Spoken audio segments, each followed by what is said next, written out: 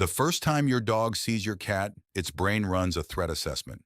In under 2 seconds, it pulls from thousands of years of predator psychology and asks one question: is this prey? If your cat runs, the answer is yes. And that answer gets harder to reverse every single day. But here's what most owners don't know. That threat assessment can be completely hacked. Using psychology, two psychologies, two completely different languages. To understand why these two animals struggle, you have to understand how differently they're wired. Dogs are social animals, pack animals. Their entire psychology is built around reading group members, signaling safety, and maintaining bonds through proximity and play. When a dog wags its tail, it's inviting connection. When it rolls on its back, it's saying, "I trust you. Let's play." Cats are solitary hunters. Their psychology is built around territory, personal space, and precise, subtle signals that mean, "I will tell you when I'm ready." When a cat lashes its tail, it's not playing. It's issuing a warning. When it exposes its belly, it's not inviting touch. It's ready to use all four sets of claws. Same signals, opposite meanings every single time. Researchers at the University of Lincoln studied why cat-dog relationships fail. They expected to find aggression or territorial instinct. What they found instead? The number one cause was body language misread, not hatred. Two animals trying to communicate and failing was with every signal they sent. How to hack the threat assessment. The scent protocol. Hand swapping pet bedding between two separate rooms. So if the problem is psychological, a brain running a threat assessment on an unknown animal, how do you change the answer before the first meeting? You don't start with sight, you start with smell. A dog's brain processes scent before any other sense. And crucially, it categorizes through scent. This is safe, this is food, this is my group, this is a threat.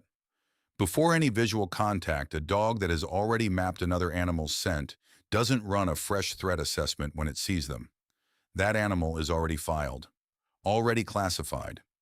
SPCA researchers found that scent first introductions, exchanging bedding, feeding each animal near the other's smell, days before any visual contact, produced measurably lower cortisol responses during first meetings.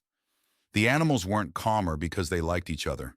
They were calmer because the brain had already answered the question, is this prey? No, this is familiar. The socialization window, and why most people miss it. Now here's the part nobody tells you until it's too late. A 2020 study in applied animal behavior science surveyed over 1,200 households with both dogs and cats. One variable predicted the outcome more than every other factor combined: age at first exposure. Animals introduced before 6 months were significantly more likely to form genuine bonds. After 12 months, the odds dropped sharply. After 2 years, in most cases, the relationship was already decided. This isn't stubbornness. It's a developmental reality called the socialization window, a period in early life where the brain is neurologically plastic, actively building its map of what is safe, what is family, and what is threat. During that window, a kitten and a puppy can literally rewire each other into the same social group. Miss it, and you're not dealing with a training problem. You're working against a nervous system that already made up its mind. What genuine cross-species friendship actually looks like: cat initiating contact with dog. Dog asleep with chin on cat. Both calm.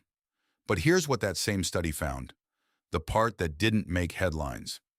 In households where the relationship worked, cats were initiating contact in 35% of documented interactions, not tolerating, not enduring, initiating. And in roughly 15% of households, researchers observed allo-grooming, one animal grooming the other, unprompted, cross-species. Allo-grooming is one of the highest expressions of social bonding in mammals. It's what animals do with creatures they've classified, at a neurological level, as their in-group. Cats, the animal everyone calls solitary, were doing this with dogs. That's not personality. That's the result of correct psychological conditioning at the right time. Warning: when the bond suddenly breaks. Cat retreating to high surface away from dog, it previously slept with one last thing. This one matters. If your dog and cat have lived peacefully for years, and the dynamic suddenly shifts. The dog starts tracking, the cat starts hiding, the tolerance disappears. Don't immediately assume a behavioral problem.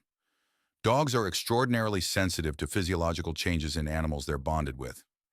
They can detect alterations in scent chemistry caused by illness, often before any visible symptoms appear. If your dog is suddenly treating a cat it's lived with for 3 years like an unfamiliar animal, the first call should be to a vet, not a trainer. Your dog hasn't changed its psychology. It's responding to a change in the cat's. So the next time someone says dogs and cats can't be friends, they're not wrong about the default setting.